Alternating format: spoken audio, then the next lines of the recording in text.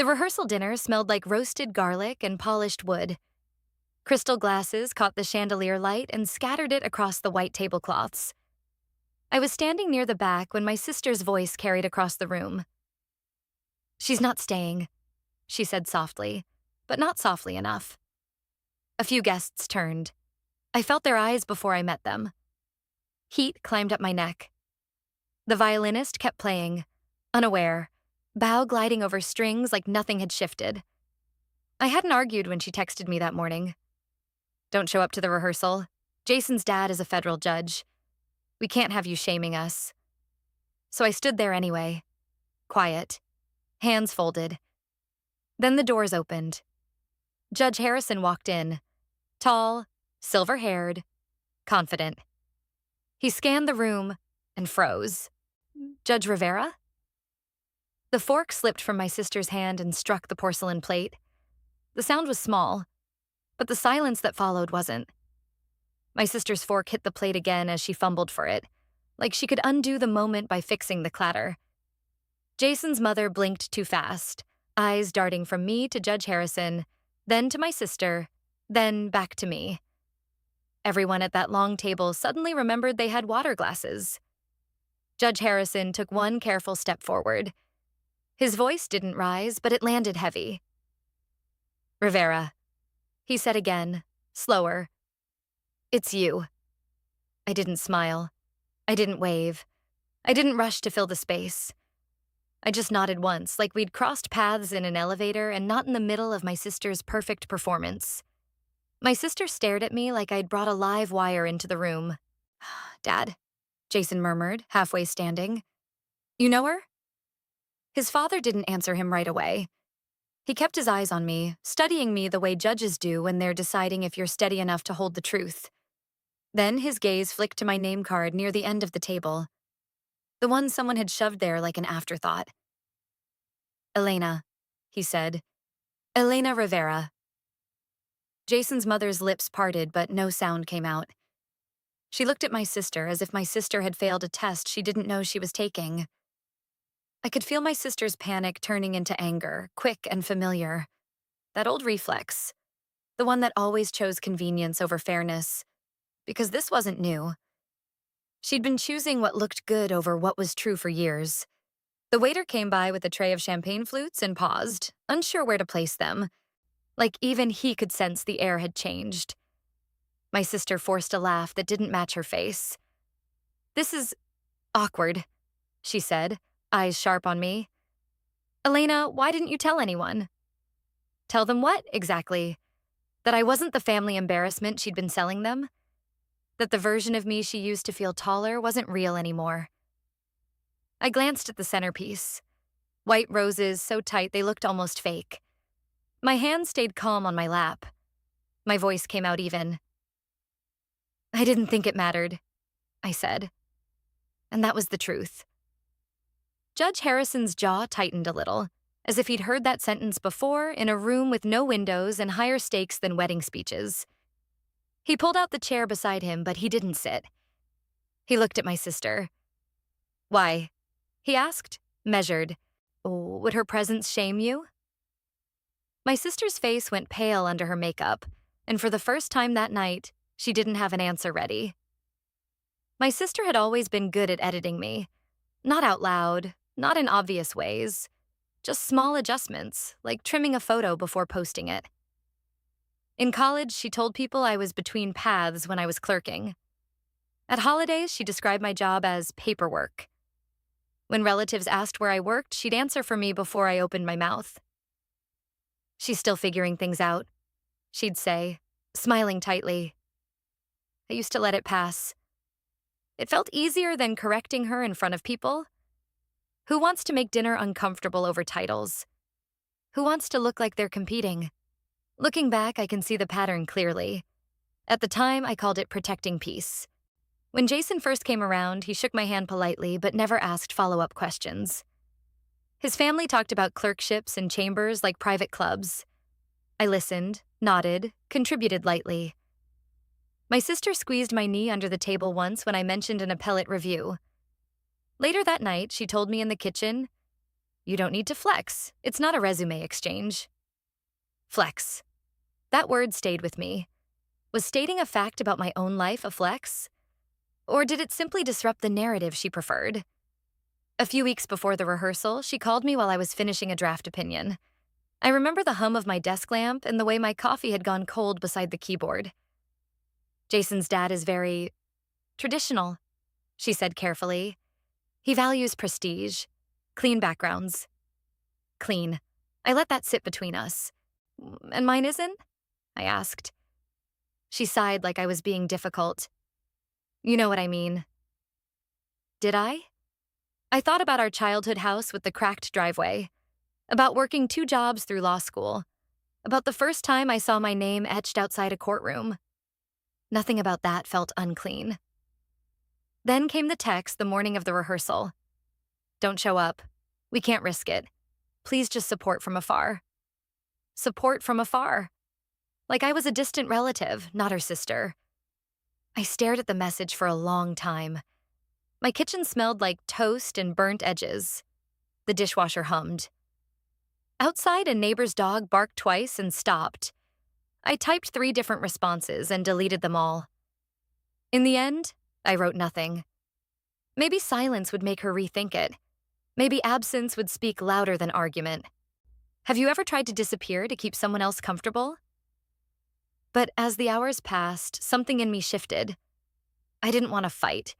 I didn't want to expose her. I just didn't want to shrink anymore. So I ironed my navy dress. I pinned my hair back the way I do for formal dinners. I slipped on the same modest heels I've worn to every oath ceremony I've attended. And I showed up quietly. I didn't expect the room to go silent. I didn't expect Judge Harrison to recognize me first. And I definitely didn't expect the past she'd edited to walk through those doors ahead of me. The silence at the table stretched longer than it should have. You can always tell when people are recalculating. It's subtle. Eyes narrow just slightly. Shoulders shift. Someone reaches for water they don't need. The room wasn't just surprised. It was adjusting. Judge Harrison finally pulled out his chair and sat down, but he didn't break eye contact with me. We served on the same review panel last spring, he said evenly, as if clarifying something obvious. Elena authored the dissent that everyone's still quoting. Jason blinked. The education funding case? I gave a small nod. My voice felt steady, almost detached from my body. Yes. My sister's lips parted again. She looked at me like she was seeing someone new. Or maybe someone she'd worked hard to keep hidden. The waiter resumed pouring champagne, hand slightly shaky. The violinist faltered for half a beat, then recovered. Conversations around us restarted in cautious murmurs, like people were afraid to make noise near something fragile. Judge Harrison leaned back. I didn't realize you were related, he said to my sister. She swallowed. She never had mentioned it. That was the moment I understood. It wasn't a single misunderstanding. It was a pattern of omission. A quiet erasure repeated so often it had started to feel normal. How many dinners had she redirected attention? How many introductions had she simplified me into something easier to digest? Jason cleared his throat. Why wouldn't you tell us? He asked, but his tone wasn't accusing. It was confused. I could have answered in a dozen ways. I could have said I didn't think it was relevant. I could have said I don't lead with titles. Instead, I looked at my sister. I assumed she would, I said softly. The words landed heavier than anything sharp. My sister's fingers tightened around her napkin. Oh, she forced a laugh that didn't reach her eyes. We just didn't want to make it about careers, she said quickly. Tonight is about love. Love. I studied the table settings, the gold trim on the plates, the symmetry of everything. It was all so carefully arranged, perfect angles, perfect lighting. And yet the truth had slipped in without permission. Judge Harrison's gaze shifted between us. He wasn't smiling anymore. I believe respect, he said slowly, is part of love. No one responded. Jason looked down at his hands. His mother pressed her lips together. My sister stared at the roses like they might explain themselves. I felt something settle inside me then. Not anger, not triumph. Clarity. This wasn't about one rehearsal dinner. It wasn't even about status. It was about who gets to define you when you stay silent. And for the first time, I wondered how many rooms I'd allowed myself to shrink in just to keep the peace. Dinner resumed, at least on the surface.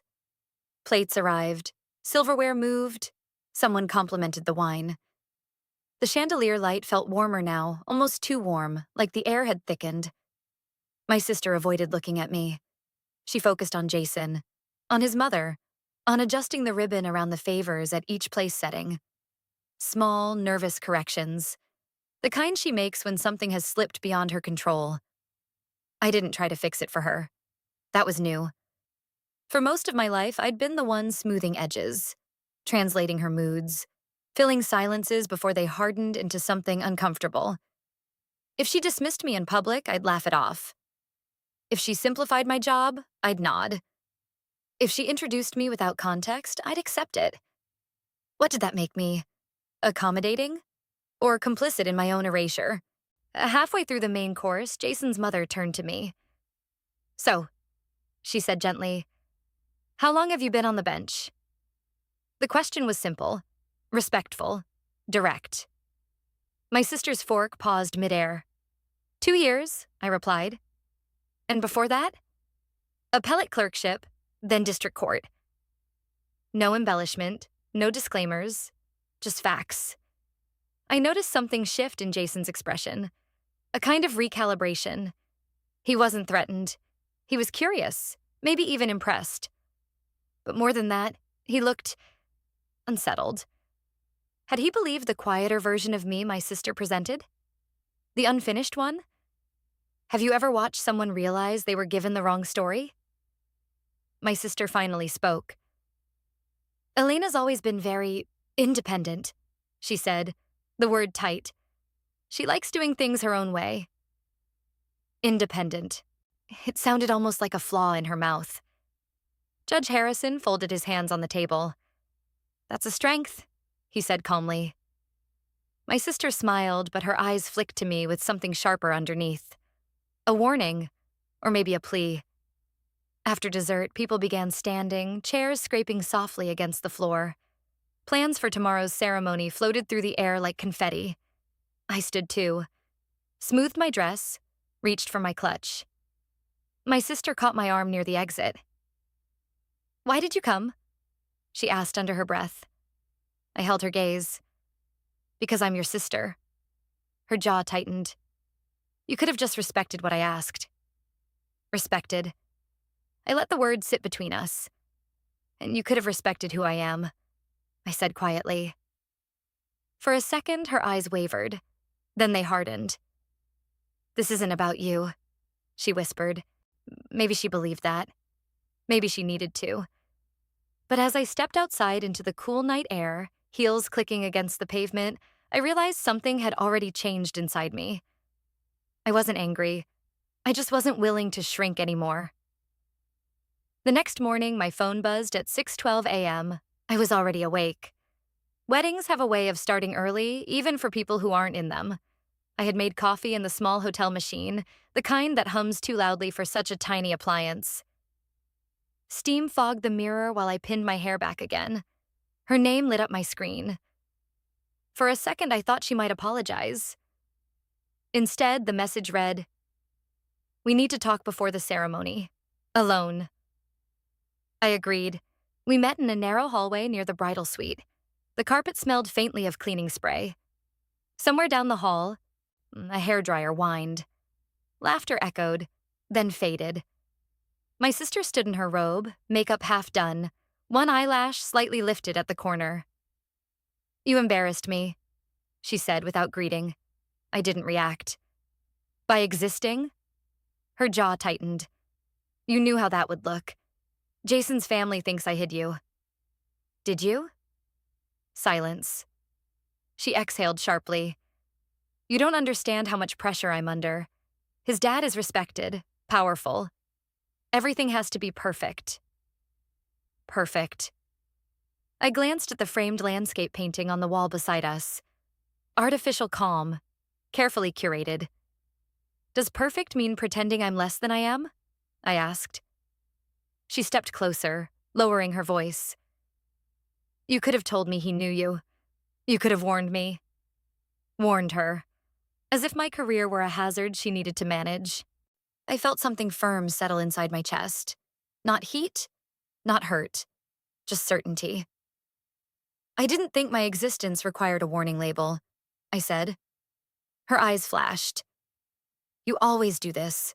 You act calm, like you're above it, like you don't care. That stung, but not for the reason she thought. I care, I said quietly. I just don't compete. She looked at me for a long moment, and then she crossed a line she couldn't uncross. If you can't just support me, she said, voice tight, maybe you shouldn't come to the ceremony at all. There it was, clear, direct, not a misunderstanding, not miscommunication, exclusion. The hallway felt smaller suddenly, the hum of the air vent louder. My coffee cup had gone cold in my hand. I thought about all the birthdays I helped plan, all the late-night calls I answered, all the times I defended her when others criticized her sharp edges. How many compromises had I called love? I set the coffee down on the small console table. I won't cause a scene, I said evenly, but I won't disappear either. Her expression hardened into something almost unrecognizable. This day isn't about you. I know, I replied. That's why I'm not asking it to be. We stood there, inches apart, sisters bound by history but divided by something quieter and heavier. She turned first, walked back toward the bridal suite without another word. And in that quiet hallway, I realized the boundary wasn't loud. It was simply drawn. The ceremony was scheduled for 4. By noon, I had already made my decision. I changed out of the navy dress and folded it carefully into my suitcase. The fabric felt cool and structured in my hands, like the version of me I'd been trying to hold steady. I slipped into a simple beige blouse and pressed slacks instead. Neutral. Unremarkable. Outside my hotel window, guests began arriving at the venue across the courtyard. Women in soft pastels, men adjusting cufflinks, laughter rising and falling in small waves. I watched for a moment. Then I closed the curtains. There was no dramatic exit. No slammed doors. No announcement. I didn't text her again. I didn't explain myself. What would I have said? That love shouldn't require shrinking? That support doesn't mean silence at your own expense? Instead, I checked out at the front desk. The clerk smiled politely, unaware of the shift happening inside me. Leaving early? She asked. Yes, I said. The word felt steady. As I walked through the lobby, I heard the distant swell of music beginning outside. A string quartet, maybe. Something soft and ceremonial. The kind of soundtrack people remember when they describe perfect days. I paused near the glass doors. For a second, I imagined going back, sitting in the last row, applauding at the right moment, smiling for photographs. Would that have made things easier? Maybe, but easier for whom? I stepped outside into the sunlight instead. The air smelled like fresh-cut grass and faint perfume drifting from the venue. My heels clicked softly against the pavement as I crossed the courtyard toward the parking lot. I didn't feel angry. I didn't feel victorious either. I felt quiet. Have you ever realized that staying sometimes costs more than leaving? As I placed my suitcase in the trunk, my phone buzzed once. A photo from a mutual cousin. The ceremony arch. White flowers. My sister and Jason standing beneath it. I didn't open it. I slid into the driver's seat and started the engine. And for the first time that weekend, I felt like I was choosing myself. I drove for almost an hour before I pulled over. There was a small overlook just off the highway. Nothing special. A wooden bench, a metal railing, dry grass bending slightly in the wind. The kind of place people pass without noticing. I turned off the engine and let the silence settle. My phone buzzed 3 times in a row. I didn't check it immediately. Instead, I sat there and watched the horizon blur in the afternoon heat. Cars moved steadily below. Lives continuing, moments unfolding somewhere else. Eventually, I looked. 2 missed calls from my sister. 1 message from Jason. Another from a number I recognized but hadn't saved. Judge Harrison. I opened Jason's text first. I didn't know. I'm sorry. Simple. Uncomplicated. I stared at it longer than I expected. Did he mean he didn't know about my career? Or didn't know about the pressure she'd been placing on me? Maybe both. Then my sister's message. Why did you leave? People are asking questions. Of course they were. Weddings are built on appearances. Missing siblings become stories quickly. Had she told them I was busy? Sick? Difficult? The third message preview read, I respect your decision today. I opened it. Judge Harrison had written only 2 lines. Dignity rarely needs an audience, but it is always noticed. I let out a slow breath I didn't realize I'd been holding. It would have been easy to feel vindicated. To imagine the whispers circling back toward her. To picture the recalibration happening in real time. But that wasn't what I felt. I felt relief. For years, I'd adjusted myself in small, almost invisible ways to fit into rooms that didn't quite have space for me. Not because I lacked space, but because someone else decided how much I should take up. Like anyone who's ever felt overlooked in their own family, I told myself it was easier to be the calm one, the steady one, the one who doesn't make things complicated. But calm doesn't mean small. Steady doesn't mean silent. Have you ever noticed that shift inside yourself? The moment you stop explaining and simply start standing? My phone buzzed again. A photo this time. Sent by a cousin who probably didn't know the context. My sister smiling under the floral arch, and Jason beside her. Guests clapping. She looked radiant. And for the first time, I didn't feel the need to compete with that image. I typed a message to her. Short, measured. I hope today is everything you wanted. I didn't add anything else. No defense, no reminder, no reopening. Within minutes, 3 dots appeared, then disappeared. Appeared again, then nothing. Maybe she didn't know what to say. Maybe she finally understood that I wasn't trying to overshadow her. I was simply unwilling to disappear. Weeks passed. We didn't speak much. Holidays were polite. Conversations surface level. There was distance now, yes, but it wasn't loud or dramatic. It was honest. One evening, months later, she called. No event. No crisis. I've been thinking, she said carefully, about that weekend. I waited. I was scared, she admitted. Scared they'd see me as less. Scared you'd outshine me. I didn't know how to hold both of us in the same room. Her honesty landed heavier than any accusation ever had. I wasn't trying to take your light, I said. I just wasn't going to dim mine. There was a long silence. I know, she said finally. Healing isn't cinematic. It doesn't come with swelling music or perfect apologies. Sometimes it's just 2 people acknowledging what broke and choosing not to break it again. We're still different. She still curates. I still simplify. But now, when someone asks what I do, she doesn't answer for me. And that's enough. If this story resonates with you, if you've ever felt edited in someone else's narrative, consider sharing your experience below. You're not alone in that quiet shift. Like this if you believe self-respect doesn't have to be loud. Because sometimes the strongest move isn't exposing anyone. It's walking away with your dignity intact. What would you have done? Comment below.